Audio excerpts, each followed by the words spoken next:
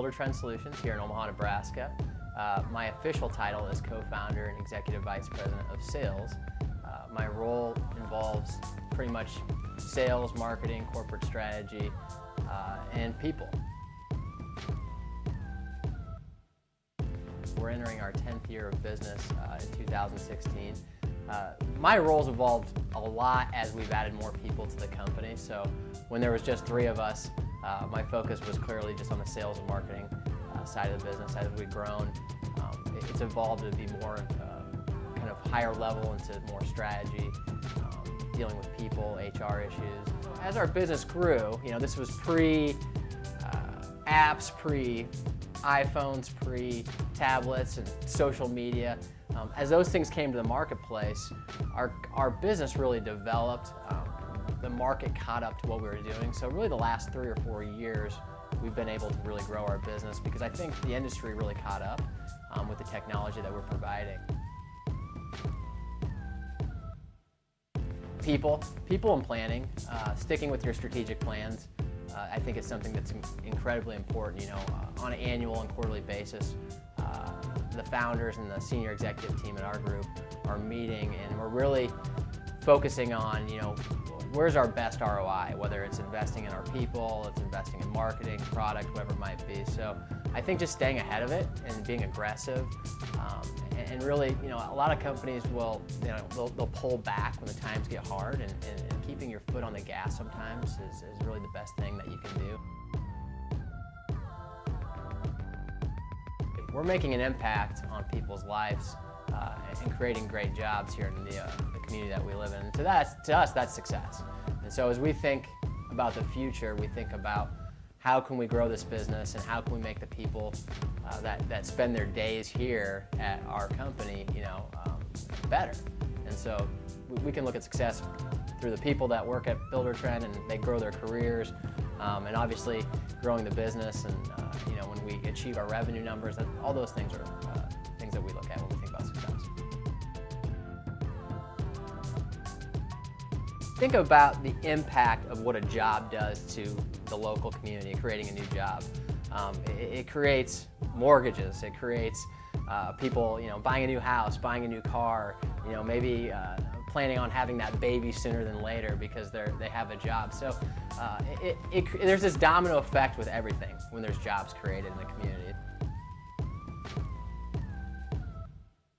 Omaha has this reputation of some nice big businesses that have made this their home for a long time, but there's all these small to medium-sized businesses here in Omaha that are fantastic and maybe you had never heard of, but the community really supports it, whether it's the Chamber of Commerce, the startup scene. There's a lot of focus on building great organizations, and there's a lot of support there. And so one of the things I've always found to be great here, whether it doesn't matter who you are, if you reach out to somebody and you ask them for help, 9 out of 10 times that person's gonna respond to you and give you a lending hand. We have clients globally in 40 different countries.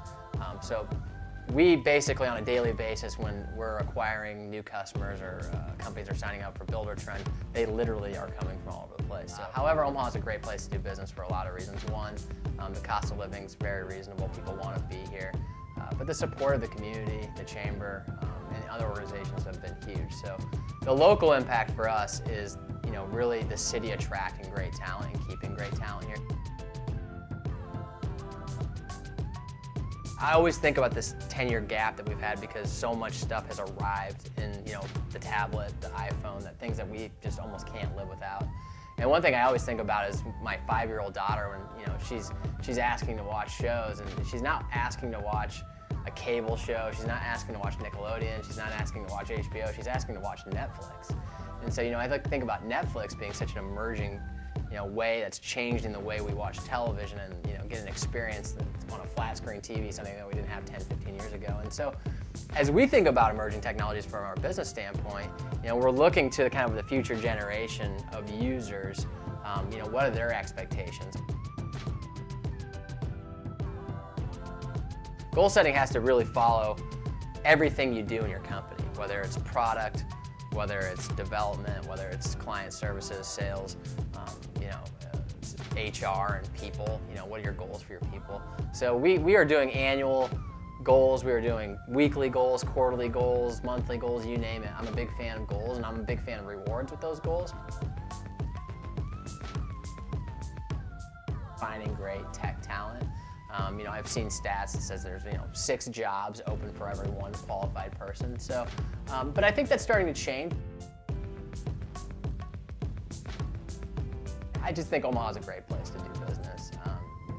Resources here, whether it's you need to find somebody help from a marketing agency or legal help or tax support. There's talent everywhere here, and as I've mentioned before, people are always so willing to connect you with other people or help you. But I think Omaha is a very aggressive town. I've always kind of made the joke that Omaha wants to be always better than they are today, and I think most big cities can say that. However, Omaha really tries, their best. There's been big news about a Fortune 500 company that's leaving our town, and it was something that I don't know if anybody could have ever controlled, but what I've been really impressed with, mostly, with our chamber and, other local businesses, is that very few people are actually leaving the city, even though there's a lot of jobs going outside of Omaha. So I happened to go to a meeting where, the chamber put a task committee together and saying, hey, we're trying to find people similar jobs or better jobs that they potentially could be losing. And this town really rallies and supports each other, and so that was really, to me, a sign that we live in a healthy place, and something that I was proud to see happen here.